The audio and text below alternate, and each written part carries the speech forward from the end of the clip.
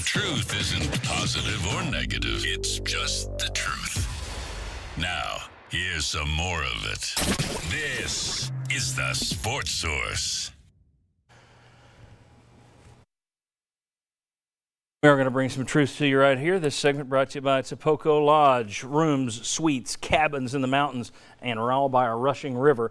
Great dining right by the rapids. They got facilities that are terrific for business or church retreats, weddings, reunions, anything you can think of. You can do it right there at the Tapoco Lodge. You got adventure if you want that. You got sanctuary if you just want to get away from it all. The historic Tapoco Lodge. Go see it for yourself, and you will be as wowed as I have been. All right, let's take a look at Tennessee Future Foes scores. All right, Chattanooga lost yesterday. Most everybody else won. Vanderbilt lost yesterday. Everybody else on UT's schedule moving ahead won. And I will throw out this. Georgia State, yesterday they beat FCS level Furman 48-42, allowing 500 yards of offense to the Purple Pallid. Quarles. Yeah, George Quarles. So Georgia A lot State, of people wanted George Quarles here to coach. and there we go. All right, let's take a look at the schedule ahead for Tennessee. That's what everybody's record is. You got Chattanooga at Florida, Georgia, Mississippi State at Alabama, Carolina, UAB at Kentucky, at Missouri, Vanderbilt. Gentlemen, where are the wins on that schedule? In other words, what is your predicted record now? I'm giving you a do-over. Where are you going? Boy, I was at 6-6 before. I'm still not going to drop all the way down to 4-8. I'm going to say 5-7. Boy, you're looking for five wins on that? I'm nuts. No, I'm going to go 4-8. Yeah, I think you got to. I was think 6 you got to. Was that a reverse or an end around? I'll reverse my end around. All right, guys? Well, I'm such a positive guy. I'm going to talk about the wins. They'll have 4. Okay, 4. 4 wins. I see them beating Chattanooga. I see them beating UAB, and I see them going 2-6 in the SEC. Yeah. It's hard, though, to say which SEC It'll teams they're going to beat, but I think they'll be in the mix with If games as BYU well. is in the SEC, would they be the worst team? Maybe Arkansas could be worse than them. Yeah, but Vandy, they'd be down there. Arkansas and would be the worst team. Ole Miss is sucks pretty too. bad too. Yeah. Well, I remember last What's week your pick? standing over at the board when I predicted the Tennessee line at 3 points was pretty good. I said the loser of the Tennessee BYU game is going to be fortunate to win 4 games because you got to regroup and you really haven't had any significant injuries yet, have you? So if you win your 2 non-conference games, then are you going to pick up 2 in the SEC? 3? People are already talking about this, so I'm going to bring it up. Is it possible? Well, everything's possible. It is Tennessee. How likely is it that things could go so south that they could make a change? Now, that would be Philip Fulmer admitting he screwed up royally.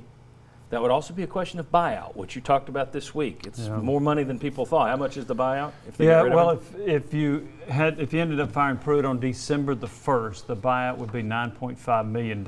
It's basically $190,000 times the months left on the contract. His contract expires January 31 of 2024, so that's 50 months times $190,000 is $9.5 million.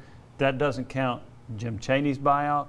It also doesn't count Ansley's buyout or whatever other assistant coaches have buyouts. We talked about it last night, Bob. Yeah, there's a way you avoid buying out Cheney and Ansley. Make him the head coach? No. Keep them in Fulmer Iron. steps down the steps and takes over, and there's your, hey, I'll take it over for next year. We'll right this ship, and we'll see what happens. And then he'll want more money to be the head Oh, coach. he'll give himself a raise. Don't you think, unless it just totally falls apart, you have to go into year 3? I do, I do. but Yeah. what I mean, does totally seriously, fall apart? yeah. 3-9? I mean, it's already 2-8, totally 2-10? fell apart, you could argue. Yeah. I mean, how many people thought that 0-2 versus 2-0? Oh, I know. If somebody had said you got to put your money on one, well, everybody would have gone 2-0. Sure. So I think it's already off the rails. But if you end up 3-9 and you have a dozen players that quit the team, And is there a chance? 3-9 would be the Is there a magic chance number Jeremy to move Pruitt says, "Hey, I've had enough of this. I can go." No, I don't. no, he's going to get $9.5 million if he gets fired. He's not going to leave him. Yeah, I don't think so either. But I think 3-9 would be the number that would come into play. well, here's the thing. What if you're 1-8 at some point? Do you do a mid-season thing? After Fulmer said you don't do that mid-season, and he screamed about it, would he ever do that to somebody else? He might. Not unless I they're. think, I think a chunk of it is how much does he want to coach again? Yeah. And what if he it's wants the going job- bad and say there's a tremendous blow up on the sidelines or somewhere else, then maybe you could see something Okay, happen. but here's the other thing too. Think about this. So Philip Fulmer sees the rails have come off. Do you think he wants to coach this team if they're 1-8? How much money would he make?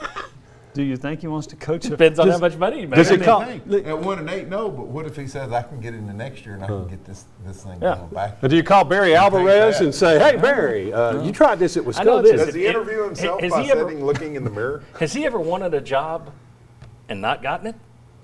That's all I would say. If I'm Pruitt, you better win quick. If he wants that gig, I would be watching out. But let me ask you this. They had a chance to get Mike Leach. So, short and sweet. Better off. Fulmer, Pruitt, Curry, Leach. I'm going to say former Pruitt, and I'm going to say just because you had somebody who had coached and won in the SEC. As an assistant. As an No, assistant. he's never won anything as a head But coach. was familiar with the recruiting and everything else, and he has assembled an all-star staff. Yeah, Fulmer, Pruitt. I've changed my mind on Leach. I'd go Curry Leach. I don't think Tennessee be 0-2 with Leach. I'm going to go with Leach simply because we talked about his ceiling was 8-4. But that brings back Curry as your AD. It's Curry, Leach, or Well, I Fulmer, Pruitt. mean, Curry is AD, That's just the- kind of the whole football thing's what got him going sideways. He's the one that wanted Leach, so if you're going to bring back Leach, He's yeah, the one that bring hired the back baseball Curry. coach. You know? Yeah, I thought he did a lot of good things until the football search. Well, this Leach Pruitt thing is going to be interesting moving forward. That's going to be always hanging out there, as things with Tennessee always do. They always hang out there. All right, the road not traveled. All right, when we come back, it's our Beat the House segment. And then we're going to talk a whole lot more with the players and everybody else. So we got much more to come. But next, we make our picks on Chattanooga, and we also make fun of Sterling for already being behind in our standings. Come on back quickly.